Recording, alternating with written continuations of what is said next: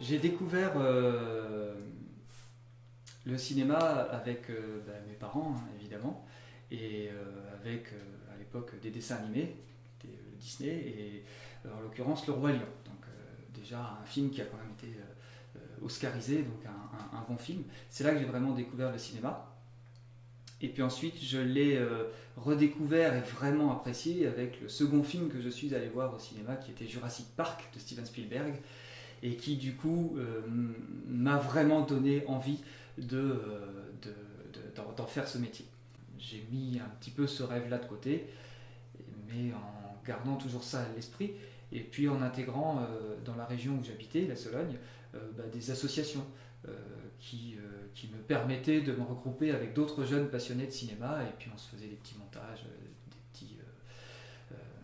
des petits courts-métrages déjà à l'époque, avec des Playmobil, des petits films d'animation.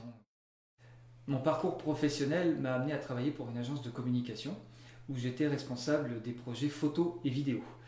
Donc c'est là où j'ai découvert véritablement tout ce qui était technique, que ce soit pour le monde de la photo ou pour le monde de la vidéo, les montages, les interviews, mais du coup plus des films institutionnels. J'ai eu l'opportunité de m'installer à mon compte, de travailler pour moi. Donc j'ai investi dans du matériel et tout ce que j'ai pu apprendre durant cette expérience, durant le temps où j'ai travaillé pour cette agence de com, désormais je le mets à profit pour moi. Et comme je suis autodidacte justement, je continue d'apprendre au fur et à mesure du temps. Lorsque j'écris ou lorsqu'on me propose un scénario, je vois des images qui se construisent dans ma tête et derrière c'est ce qui va devenir mon storyboard. Et c'est là-dessus que je vais me baser tout le temps du tournage. C'est-à-dire que, parce que je pense que pour cette séquence-là, il faut que je fasse un travelling qui part de droite vers la gauche, je vais le garder et je décide de le faire comme ça et je vais le garder jusqu'au bout, je vais le faire comme ça sur le tournage. Mais après, ça c'est un ressenti. Moi, par les techniques, du fait d'être autodidacte, je ne les ai pas apprises.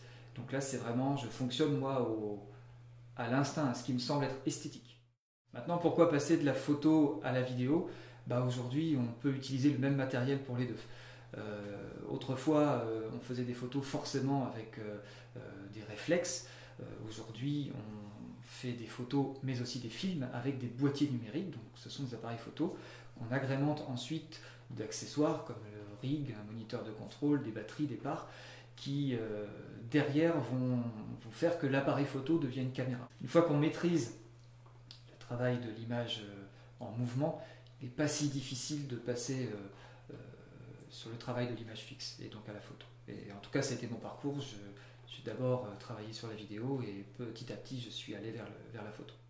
J'ai voulu commencer à réaliser un film, un métrage, on va dire, avec un film simple. Donc c'est comme ça qu'est né Léo, en fait. C'est un scénario qui a été écrit en 2 heures dans une après-midi, parce que je voulais, pour commencer, peu de personnages, peu de lieux. Bref, je voulais que le tournage soit facile pour me faire simplement une première expérience. Donc en fait, Léo a été créé pour que je fasse mes premières erreurs sur un film. Même si Léo a été réalisé avec très peu de moyens, un tout petit appareil photo, etc., j'ai vraiment fait un maximum pour qu'il soit le plus professionnel possible. Donc Léo, je ne l'ai pas fait spécialement dans le but de lui faire des festivals. Je l'ai surtout fait dans le but de voir comment le public pouvait réagir à une histoire que j'avais créée de toute pièce. Et puis surtout savoir si mon travail pouvait intéresser quelqu'un, ou en tout cas plaire au public, puisque perso je ne le fais pas spécialement dans le but de remporter des prix, mais juste de raconter une histoire et si possible d'emmener les gens dans cette histoire avec moi. Alors se faire connaître, c'est ce qui est le plus difficile quand on travaille avec un producteur, par exemple. Quand un producteur produit votre film, derrière, lui, il a tout intérêt à ce que le film soit le plus vu possible. Donc du coup, c'est lui qui va prendre en charge tout ce qui est inscription au festival et faire en sorte de distribuer un maximum le film. Lorsqu'on travaille tout seul et qu'on n'a pas tous ces rouages, la première chose, hein, c'est la plateforme YouTube. En tout cas, les plateformes vidéo qu'on trouve sur Internet. Il existe des sites qui répertorient tous les festivals. On s'inscrit, on remplit des fiches d'inscription, on envoie le DVD du film. S'il est sélectionné, tant mieux, on passe à l'étape d'après. Il peut être projeté, éventuellement remporter des prix. Ces prix, ça peut être juste un prix comme ça de reconnaissance, ou parfois on peut gagner un petit peu d'argent. Souvent c'est de l'argent à investir dans un autre film. Alors le prix Éric Jean, je suis tombé tout à fait par hasard dessus, sur Facebook, avec donc une appel à candidature. Il recherchait des scénarios qui étaient à rendre avant la fin de l'année. Donc des scénarios de court-métrage, puisque le prix Éric Jean récompense de jeunes réalisateurs qui doivent présenter un court-métrage qui passe dans un premier temps dans un comité de lecture et ensuite devant un jury. Et l'heureux gagnant se voit attribuer un prix de 30 000 € pour financer justement la réalisation de ce court-métrage. Donc j'ai envoyé un de mes scénarios, Poison, qui est un scénario que j'ai écrit il y a plus de 10 ans. J'ai eu la chance de passer devant le comité de lecture, mon scénario a été retenu, mais retenu jusqu'à être finaliste. Alors, j'ai pas eu la chance de gagner, mais ça prouve quand même qu'on peut être autodidacte, ne pas sortir d'une école de cinéma. Je crois que quand on a un petit peu de talent et puis aussi un petit peu de culot et soupçon de chance, on peut quand même aller loin. First Time, c'est tout simplement un concours que j'ai lancé sur ma page Facebook. J'ai fait un appel à candidature entre guillemets. Je cherchais un groupe de musiciens ou un groupe de chanteurs ou un DJ ou un chanteur ou chanteuse qui souhaitait, avec sa propre création, par contre je ne voulais pas faire une reprise, je voulais vraiment que ce soit sa propre création. En fait, je voulais simplement aider un musicien à se faire connaître, travailler ce qu'on appelle en collaboration avec quelqu'un.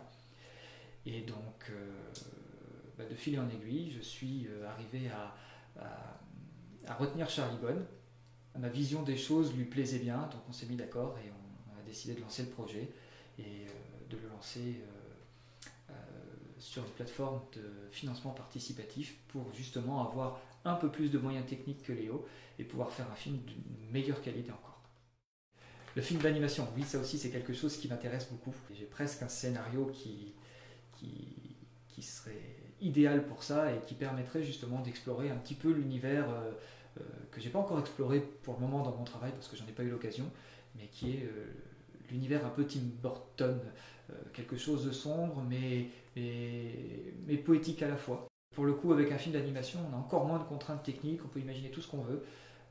Aujourd'hui, les effets spéciaux font beaucoup de choses, mais ça n'a pas la même texture, la même poésie qu'un film d'animation. Ce que je préférerais en fait, c'est qu'on me dise que quand on voit mes films, on commence à m'identifier par mon propre univers à moi.